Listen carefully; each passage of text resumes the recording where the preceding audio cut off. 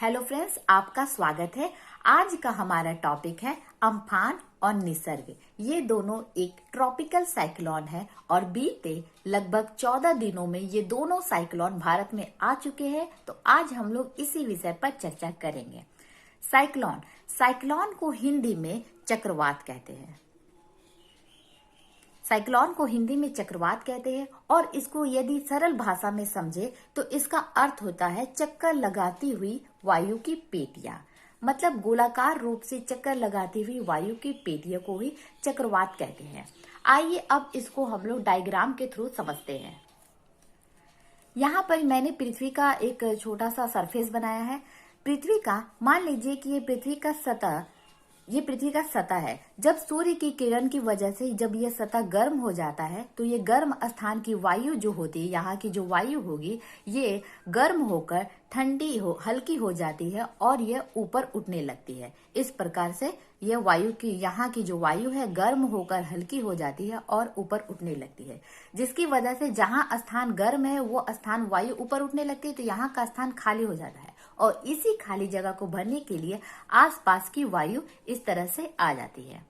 ठीक है, क्योंकि वायु का ये प्रकृति होती है, वायु का ये नेचर ही होता है, वो कभी भी सीधे नहीं आती। जब भी आती है घुमावदार रूप में आती है। तो इधर की वायु ऐसे करके आ गई, ठीक है, और इधर की वायु जो है इस प्रकार से आ गई। तो इस प्रकार का एक चक्र टाइप का रूप धारण कर लेती है और कभी कभी वायु की गति इतनी ज्यादा तेज होती है कि ये एक बवंडर का रूप धारण कर लेती है और इसी को ज्योग्राफी की भाषा में इस स्थिति को चक्रवात कहते हैं। अब आगे देखते हैं अम्फान और निसर्ग।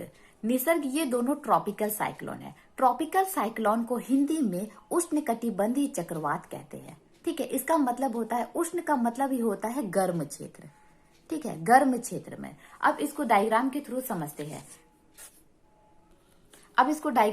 समझते हैं। ये मान लीजिए कि ये पृथ्वी है और पृथ्वी के बीचों बीच से डिवाइडेड करने वाली ये 0 डिग्री रेखा को इक्वेटर कहते हैं, जिसको हिंदी में विषुवत रेखा या भूमध्य रेखा कहते हैं। भूमध्य रेखा के उत्तर में 23.5 डिग्री रेखा जो अक्षांश रेखा खींची जाती है, इसको कर्क रेखा कहते हैं और दक्षिण में 23.5 डिग्री पर जो अक्षांश रेखा खींची जाती है, इसको मकर रेखा कहते हैं। जो इसके बीच का ही ये क्षेत्र जो होता है, यहाँ पर सूर्य की एकदम लंबवत एकदम स्ट्रेट किरण पड़ती है और ये बहुत ही गर्म होती है। इसी क्षेत्र को उष्णकटिबंधीय क्षेत्र यानी ट्रॉपिकल जोन कहते हैं और यहीं पर उत्पन्न होने वाली चक्रवात को उष्णकटिबंधीय चक्रवात कहते हैं। और हमारा जो अम्फान है और निसर्ग है, ये दोनों की उत्पत्ति इसी क्षेत्र पे हुई है। अब अम्फान और निसर्ग को समझते हैं। यहाँ पर ही मैंने भारत का एक मैप बनाया है जिसमें मैंने भारत के दक्षिण भाग को दर्शाया है। ठीक है, भारत के पूर्व में बंगाल की खाड़ी है और भारत के पश्चिम में अरब सागर है। तो निसर्ग चक्रवात जो है, इसकी उत्पत्ति अरब सागर तटीय क्षेत्र में हुई है और अम्फान चक्रवात है, इसकी उत्पत्ति बंगाल की खाड़ी में हुई है। सबसे पहले निसर्ग को जानते हैं। निसर्ग चक्रवात का जो उत्पत्ति, जो उसका प्रत्यक्ष प्रभाव हम लोग को 3 से 4 जून मतलब इसी ईयर 2020 में ही 3 से 4 जून के बीच देखने को मिला था। और अम्फान का जो प्रवाह है ये हम लोग को 20 से 21 मई के बीच 2020 में ही देखने को मिला था। ठीक है, और इसको मौसम विभाग के द्वारा निसर्ग को सेवर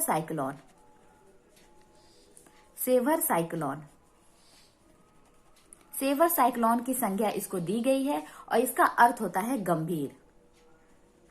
सेवर का अर्थ होता है गंभीर, अर्थात गंभीर चक्रवात। अगर इसकी तुलना हम अम्फान से करें तो ये ज्यादा भयानक नहीं था। इसकी वजह से जितना अम्फान से नुकसान हुआ उतना नुकसान इससे नहीं हुआ है। इससे मतलब बहुत ही कम लोग मतलब इससे मरे हैं और भारी वर्षा हुई है और पेड़ों वगैरह की क्षति हुई है, लेकिन अम्फान की तुलना में इससे थोड़ा कम वर्षा हुई है।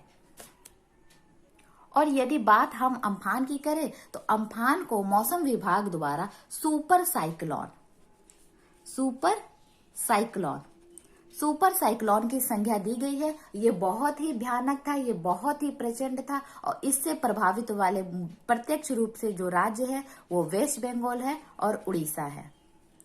जो एकदम प्रत्यक्ष रूप से प्रभावित है। भारत के ये दो राज्य एकदम प्रत्यक्ष रूप से प्रभावित हुए थे। यही निसर्ग की बात करें तो निसर्ग से प्रत्यक्ष रूप से प्रभावित राज्य मुंबई और गुजरात है। और निसर्ग की एक खास बात यह है, अरब सागर में अब तक के इतिहास में मतलब कभी भी इतना भयानक चक्रवात की उत्पत्ति नहीं हुई है। मतलब लगभग 100 वर्ष के बाद, अगर हम लोग ज्योग्राफी में देखें तो लगभग 100 वर्ष के बाद इस प्रकार के भयानक चक्रवात की उत्पत्ति हुई है, जो कि बहुत ही डेंजर था। इसी क्रम में आगे हम लोग जानेंगे चक्रवात के नामकरण के बारे में। मतलब कोई भी चक्रवात का नाम हम लोग इजिली पढ़ तो लेते हैं, अम्फान हो गया, निसर्ग हो गया, फैनी हो गया, बुलबुल हो गया। इस जो चक्रवात है इन लोग का नामकरण कैसे पड़ता है, क्यों पड़ता है, आइए अब इस विषय में चर्चा करते हैं। तो सबसे पहले जानते हैं नामकरण।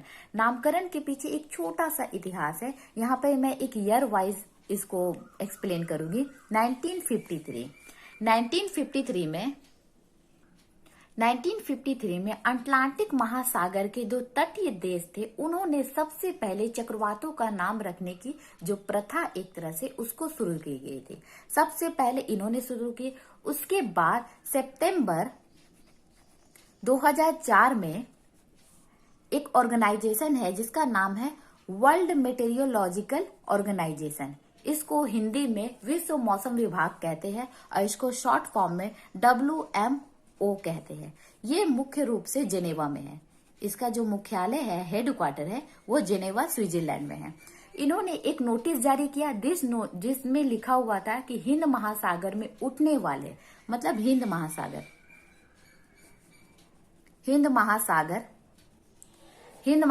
में उठने वाले सभी चक्रवातों का नाम वहां, मतलब उस चक्रवात से प्रभावित होने वाले देश ही उसका नाम रखेंगे। इसके तहत एक और सेंटर का नाम यहाँ पर ही मैं मेंशन करूंगी जिसको बोलते हैं रीजनल स्पेशलाइज्ड मेटेरियोलॉजिकल सेंटर, जो इंडियन मेटेरियोलॉजिकल सेंटर के अंतर्गत काम करता है। मतलब भारतीय मौसम विभाग के अंदर एक और उप विभाग है जिसको कहते हैं रीजनल स्पेशलाइज्ड मेटेरियोलॉजिकल सेंटर। ये मुख्य रूप से इसका हेडक्वार्टर न्यू दिल्ली में है। और इन्होंने ही भारत में नाम रखना, मतलब साइक्लोन का नाम रखने की प्रक्रिया शुरू की गई। इसमें टोटल 8 जो कंट्री है इसके सदस्य है। इंडिया है, पाकिस्तान है, बांग्लादेश है, म्यांमार है, श्रीलंका है, थाईलैंड है, ओमान है और मालदीव है। ये लोग ही एक एक कर नाम सुझाते हैं और सभी चक्रवात का नाम रखते हैं। जब ये नोटिस जारी किया गया था 2004 में, तो इस नोटिस के बाद ही एक साइक्लोन की लिस्ट जारी की गई थी जिसमें टोटल 64 साइक्लोन थे। 64 साइक्लोन में आप लोग का ये मुख्य रूप से आ जाएगा, जो बहुत ही फेमस था ये है फैनी, बुलबुल, हेलन, ये सब चक्रवात के नाम इसमें शामिल थे। और जो 64वां जो चक्रवात था, 64वां चक्रवात का नाम ही अम्फान है। और इस नाम को सजेस्ट किया था थाईलैंड ने किया था। ये लिस्ट तो कंप्लीट हो गया। उसके बाद अप्रैल 2019 में एक मौसम विभाग द्वारा एक और लिस्ट जारी की गई जिसमें टोटल 169 चक्रवात के नाम थे, जिसमें पहला नाम ही जो फर्स्ट नेम है इस साल का वही है निसर्ग है पहला नाम जो अभी हाल में आया था। ठीक है। और इस नाम को सजेस्ट किया था बांग्लादेश ने।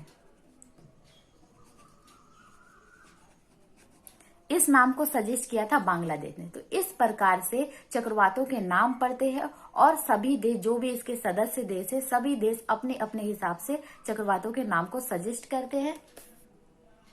इसी क्रम में आगे बढ़ते हुए हम लोग जानते हैं चक्रवात को नामकरण करने की भी कुछ शर्तें होती है, कुछ कंडीशन होती है और इसके नाम रखने के कुछ उद्देश्य भी होते हैं। तो चलिए ये दो महत्वपूर्ण पॉइंट में हम लोग इसमें चर्चा कर लेते हैं। पहले जानते हैं चक्रवात को नामकरण करने की क्या शर्तें होती है। तो इसके शर्तें होती है मुख्यतः दो ही शर्तें होती है। जो एक होता है, पहला जो होता है वो जो भी नाम वो लोग सोचे, जो भी नाम वो लोग सजेस्ट करे वो छोटे होने चाहिए और एक अर्थपूर्ण होने चाहिए, मतलब उसका एक अच्छा मीनिंग होना चाहिए। ठीक है। दूसरा जो पॉइंट उभर के सामने आता है वो है सांस्कृतिक रूप से संवेदनशील और भड़काऊ नहीं होना चाहिए। मतलब किसी भी समुदाय को, किसी भी मतलब लोगों को हर्ट ना करे, ना ही किसी समुदाय को भड़काऊ करे। इस प्रकार का भड़काऊ नाम बिल्कुल नहीं होना चाहिए। और इस विषय में अगला और जो अंतिम पॉइंट उभर कर सामने आता है, किसी भी चक्रवात को नामकरण क्यों रखा जाता है, इसका क्या उद्देश्य होता है। तो इसमें 3 महत्वपूर्ण पॉइंट सामने आते हैं। पहला हम लोग देख लेते हैं लोगों में चक्रवात के प्रति जागरूकता लाने के लिए। क्योंकि जैसा हम लोग जानते हैं चक्रवात जो होता है एक प्रकार की प्राकृतिक घटना है और प्रकृति में घटने वाली सभी घटनाओं के बारे में लोगों को उसके बारे में जानकारी होनी ही चाहिए। इसलिए लोगों में उसके प्रति जागरूकता, उसके प्रति इंटरेस्ट लाने के लिए इस चक्रवात, किसी भी चक्रवात का नाम को रखा जाता है। दूसरा जो पॉइंट आता है, वैसे ये प्राकृतिक घटना है तो बहुत सारे चक्रवात अधिकतर घटते ही रहते हैं। तो दो चक्रवातों के बीच, अलग अलग चक्रवातों के बीच अंतर को पहचानने के काम में भी ये बहुत ही महत्वपूर्ण भूमिका निभाता है। और अंतिम और जो सबसे महत्वपूर्ण है, भौगोलिक अध्ययन में सहायक होता है। अगर हम लोग बहुत सारे प्राकृतिक आपदा है, हर बार कहीं ना कहीं चक्रवात आते ही रहता है, अगर सबको हम लोग अध्ययन किया जाए, अगर उसको एक नाम दे दिया जाए जिसके नाम के बाद अध्ययन करने में काफी सुविधा होगी। तो दोस्तों यही रहा आज का टॉपिक। होपफुली आपको अच्छा लगा हो। वीडियो देखने के लिए धन्यवाद।